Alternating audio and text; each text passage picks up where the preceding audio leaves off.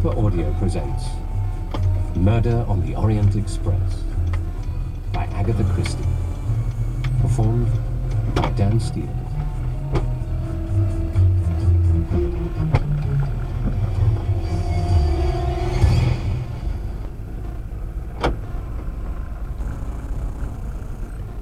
Part 1. The Facts. Chapter 1. An important passenger on the Taurus Express. It was 5 o'clock on a winter's morning in Syria. Alongside the platform at Aleppo stood the train grandly designated in railway guides as the Taurus Express. It consisted of a kitchen and dining car, a sleeping car and 2 local coaches.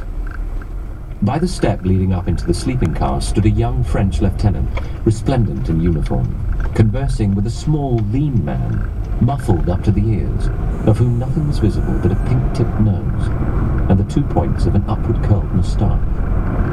It was freezingly cold, and this job of seeing off a distinguished stranger was not one to be envied. But Lieutenant Duboche performed his part manfully. Graceful phrases fell from his lips in polished French. Not that he knew what it was all about. There had been rumours, of course, as there always were in such cases. The general, his general's temper had grown worse and worse. And then there had come this Belgian stranger, all the way from England, it seemed. There had been a week of curious tensity. And then certain things had happened. A very distinguished officer had committed suicide. Another had resigned. Anxious faces had suddenly lost their anxiety. Certain military precautions were relaxed. And the general, Lieutenant Duboche's own particular general, had suddenly looked 10 years younger. Duboche had overheard part of a conversation between him and the stranger.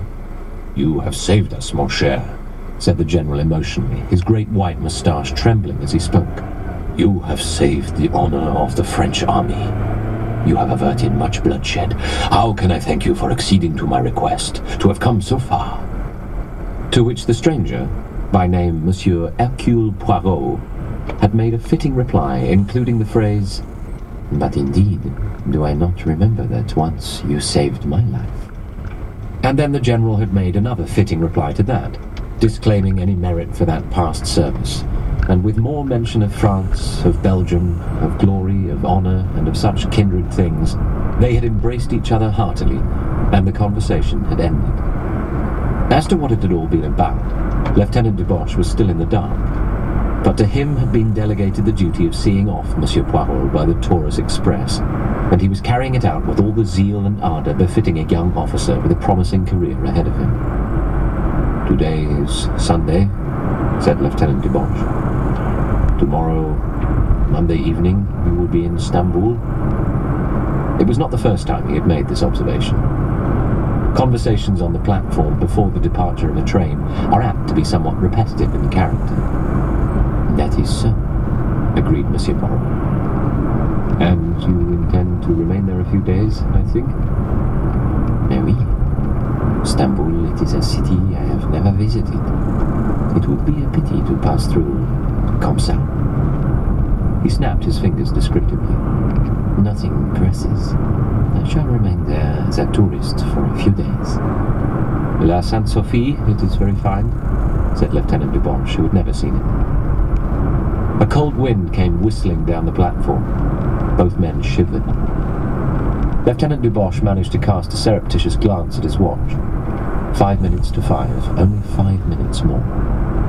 Fancying that the other man had noticed his surreptitious glance, he hastened once more into speech. "There are few people travelling this time of year," he said, glancing up at the windows of the sleeping car above them. "That is so," agreed Monsieur Poirot. "Let us hope you will not be snowed up in the Taurus." "That happens?" "It has occurred, yes. Not this year, as yet." "Let us hope, then," said Monsieur Poirot. "The weather reports from Europe, they are bad." "Very bad,"